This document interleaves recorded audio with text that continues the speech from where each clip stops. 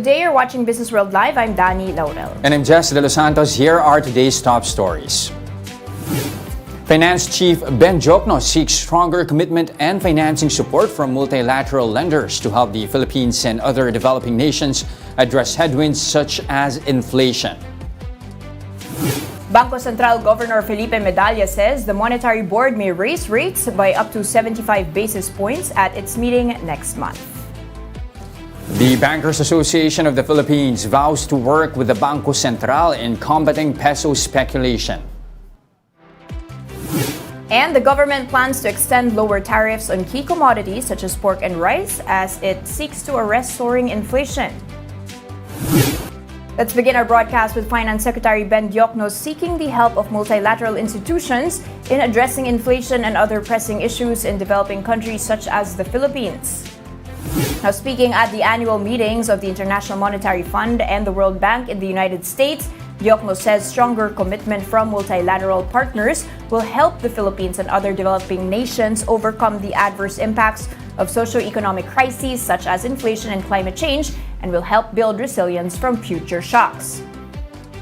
Diokno also thanked the IMF and the World Bank for what he described as, quote, consistent support to the Philippines. He says this support enables the country to achieve a more resilient and sustainable economy.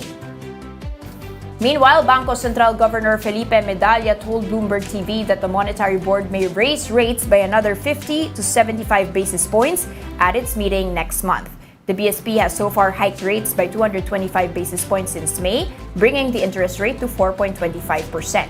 Medalla says pressure in the peso must be addressed and that the central bank is using a combination of tools which include raising rates and utilizing foreign reserves. However, Medalla clarifies that he was not speaking for the board.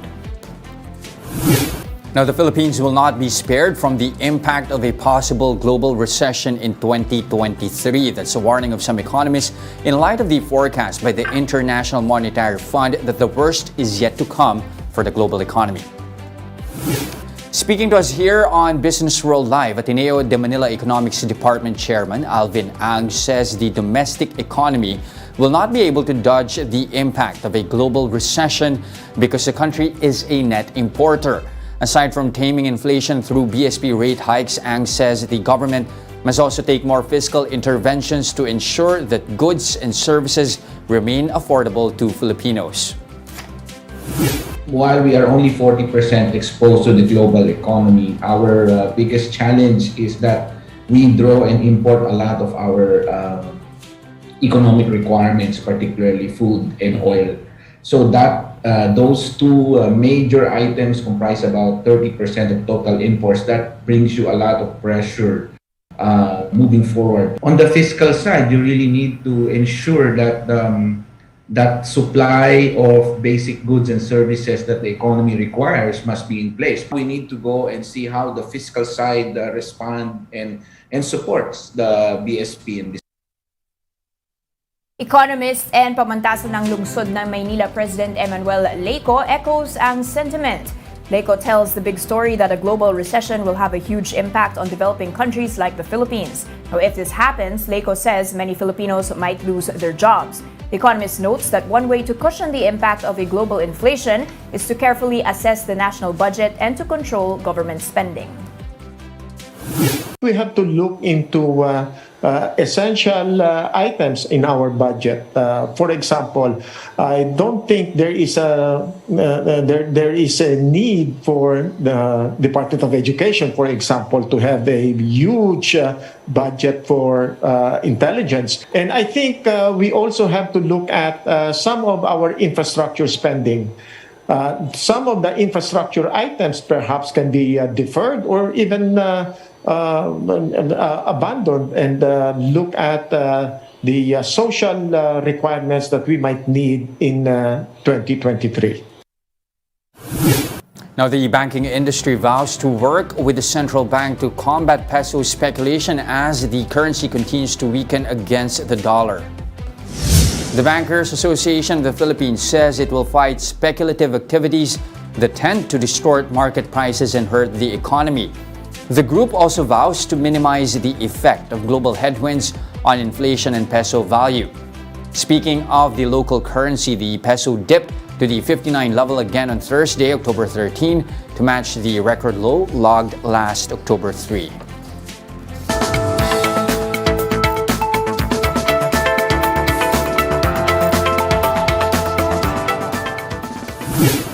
Now, what concrete steps will the banking industry be taking as it vows to help in maintaining order in the foreign exchange market? To answer that, we have Antonio Moncupa, President of the Bankers Association of the Philippines. Sir Tony, good day. Thank you for joining us.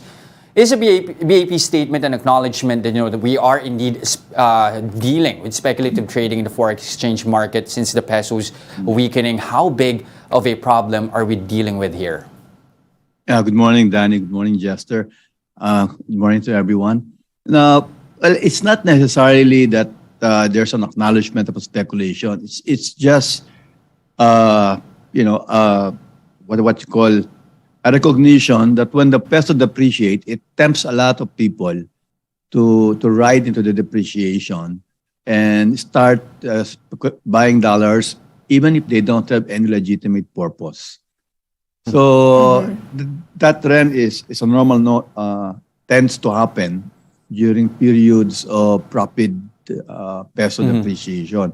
So what we're saying is that there are rules that has been promulgated, there are regulations, and that we will make sure that we strictly follow those rules. It is not to curtail the purchases of foreign currency, but it's more to stay within the rules so that whatever the country needs, whatever legitimate needs our countrymen will need in their daily lives could be given access to. But hopefully those that are meant for nothing except to take advantage of the peso depreciation that we try to avoid, because it becomes a self-fulfilling prophecy. Instead of it aggravates the situation. No? Instead of it depreciating only by so much, it magnifies. A lot of people who have no business buying foreign currency starts to buy foreign currency. And it could also hurt them, because when things settle down and it turns out that that's like what happened in previous years, and it turns out that the peso should not weaken, and then they're faced with a lot of losses when the peso comes back. So all of these things could happen. And what we want is just, we don't want a lot of people hurt. We want an orderly market. We like commerce to proceed and the economy to function as normally as it should. But how exactly is that trend more pronounced now that the peso has reached this record low that we're seeing? Well, it's very difficult to dissect exactly how much that. But my own sense is, I don't think it's widespread. Okay. It's just that the dollar is really strong because the U.S. economy is always a safe haven whenever there is uncertainty in the world.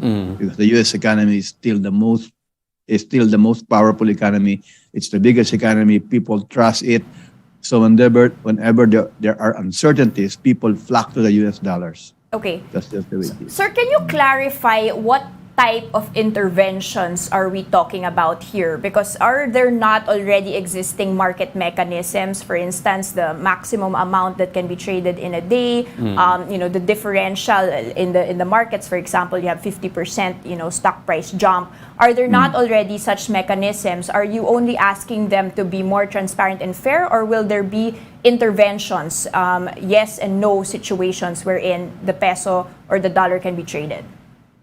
Well, when it comes to the banks, I don't think there's much problem because, as you said, the rules are very clear.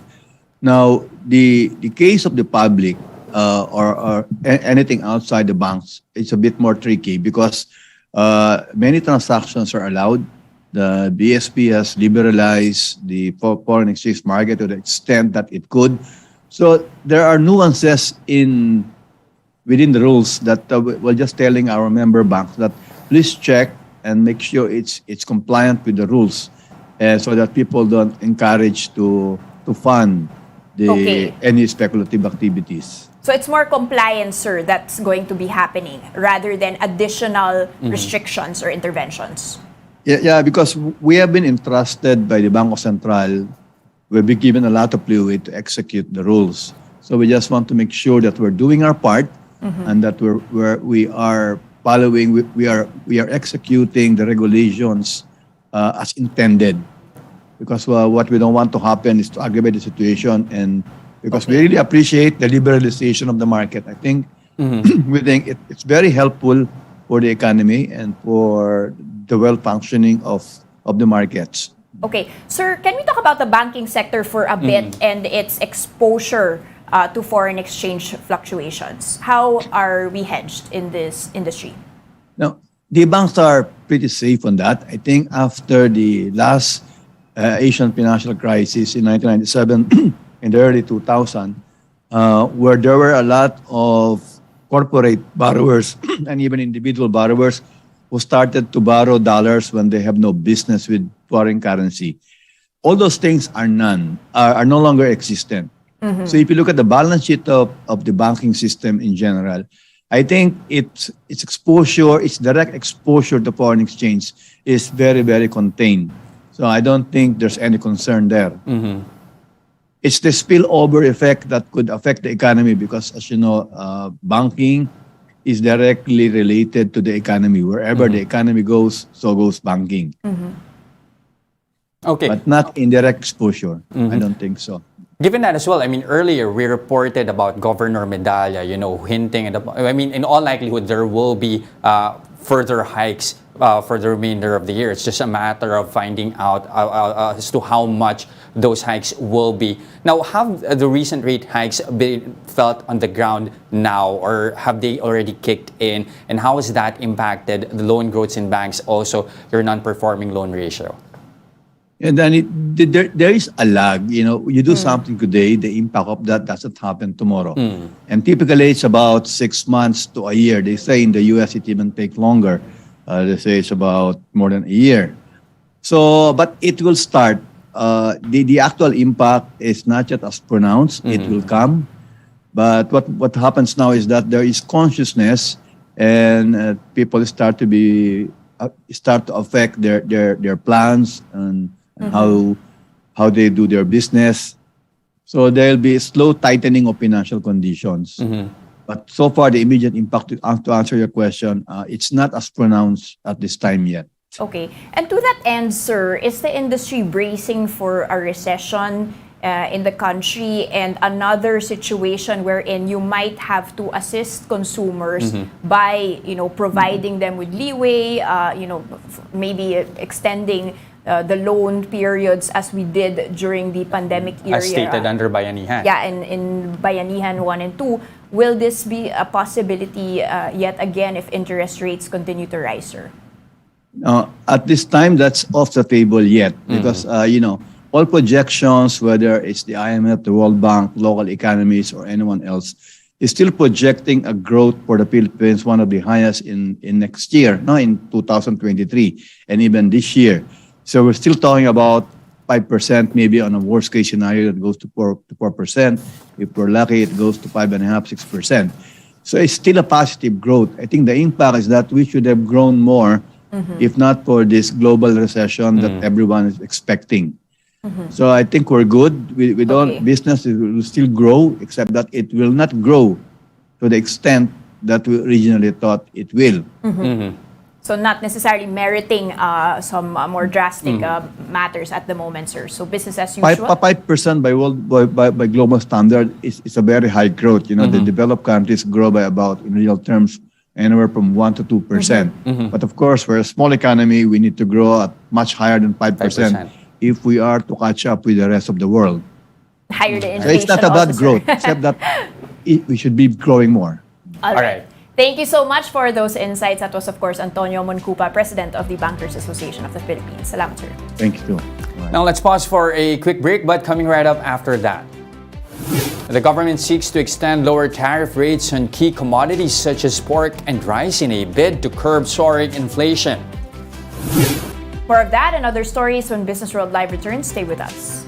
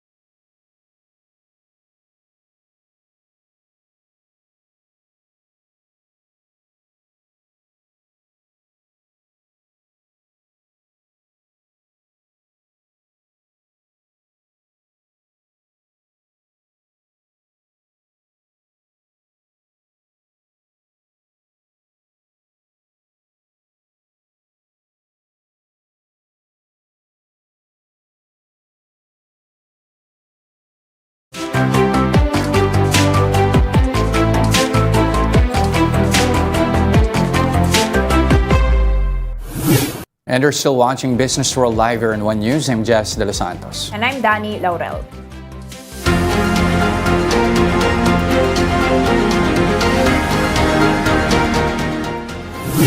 The Marcos administration is planning to extend lower tariff rates on key commodities like pork, corn, rice, and coal to next year to curb rising inflation. Finance Secretary Diokno confirms that economic managers have put forward in their latest cabinet meeting a comprehensive set of measures to address food inflation, including the extension of Executive Order 171. EO 171 was initially issued by former President Duterte to extend lower tariffs on pork and rice until end of 2022. Under the EO, tariff rates on pork for in-quota and out-quota shipments were kept at a reduced rate of 15% and 25%. Rice tariffs are also kept at a lower rate of 35% for in-quota and 50% for out-quota imports. The Health Department is on the lookout for a new Omicron subvariant which has yet to enter the country. DOH says it is working with local sequencing facilities for early detection of Omicron subvariant XBB. Now, citing studies, experts say XBB showed higher immune evasion to vaccines. The new subvariant is believed to be the cause for the recent uptick in COVID-19 cases in Singapore. Minomonitor natin itong mga bagong subvariant, yung BQ at yung BA2.75.2 na very similar in characteristics nila, highly immune evasive, antibody evasive. So kahit na nagkaroon na ng prior infection, pwede pa rin magkaroon na mahawaan.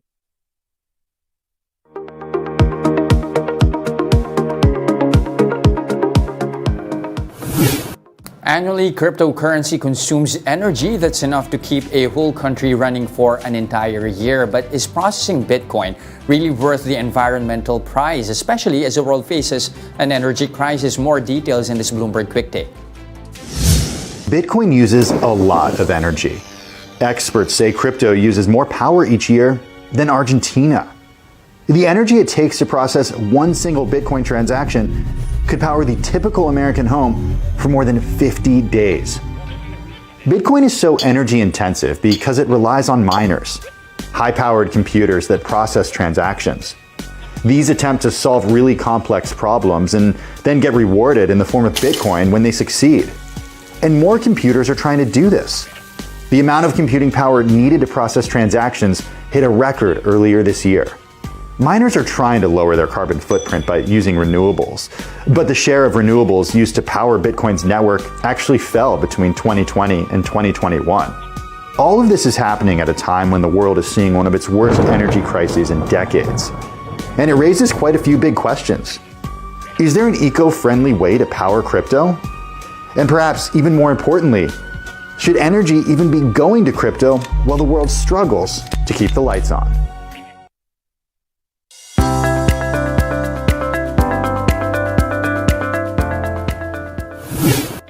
Telecommunity is currently in talks with PLDT about the latter's 430 million peso demand over its contracted services. On October 7th, PLDT said it served Dito a notice of material breach and a demand for payment due to Dito's refusal to pay the amount of almost 430 million pesos for contracted services which PLDT delivered. PLDT is referring to the building and provisioning of transmission facilities that Dito required and is using for the delivery of its telco services. Dito, however, maintains that there was no material breach. Dito believes that it was, quote, compelled to enter into an agreement with PLDT for the purpose of supporting both their obligations under the interconnection agreement. Still on the telco space, Globe Telecom raised 17 billion pesos from its stock rights offering. The telco firm announced that it sold a total of 10.2 million common shares at an offer price of 1,680 pesos apiece. Now, with this, Globe has raised the cash needed to cover its debt payments and capital expenditures. Globe is set to list the right shares by October 28th. That's depending on when regulators will approve it. And those are the biggest stories in the economic and corporate front today. I'm Jess Delos Santos. And I'm Danie, Laurel. We are One News, all sides, all the time. But don't go away. We'll give you the latest on the local bourse when Businessworld Live returns. Stay with us.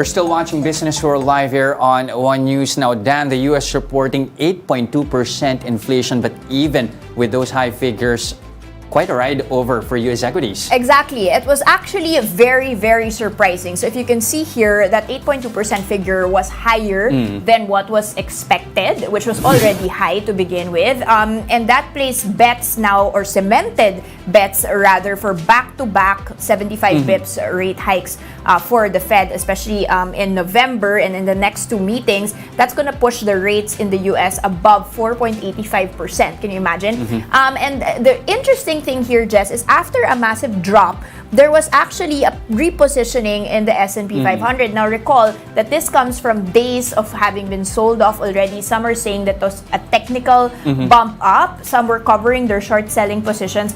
And dealers somehow remained market neutral. So it's actually very interesting, development here. And if you take a look at the equity indices all over the world, it was all in the green yesterday, save for one, of course, Ibovespa. But even in Asia, we're actually firming up above 2% even for Australia. And if you take a look at how that's spilling over into our own index, we are seeing also quite some gains here. I'm just going to pull out the 3-day chart for you here. So at least in the past 3 days, Jess, we've managed to go back up. Whether we're going to be breaking back above 6,000 is anyone's guess. Now, big question on how the peso is faring today after, again, we touched 59 levels. A bit of strengthening here. We did have BAP President Antonio Moncupa earlier on saying that they will be doing what it can with the Bangko Sentral to prevent the speculative trades, and the peso is strengthening at 58.9052, the greenback, Jess. But of course, one other report that we have to talk about earlier, we reported this Governor Felipe Medalla hinting at the possibility of a 50, even up to 75 basis point hike here. How is that affecting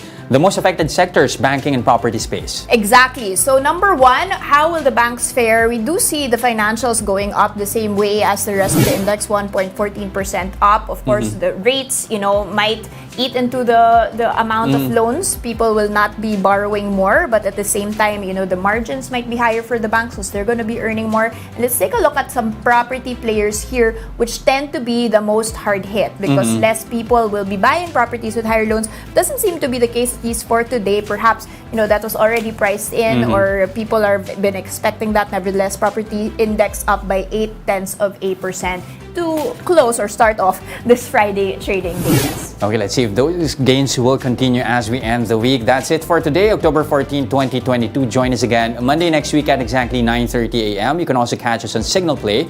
Register for a free account now at www.signalplay.com.ph and stream One News Live anytime, anywhere. I'm Jess Delos Santos. And I'm Danie, Laurel. Stay safe, Philippines. We are One News, all sides, all the time.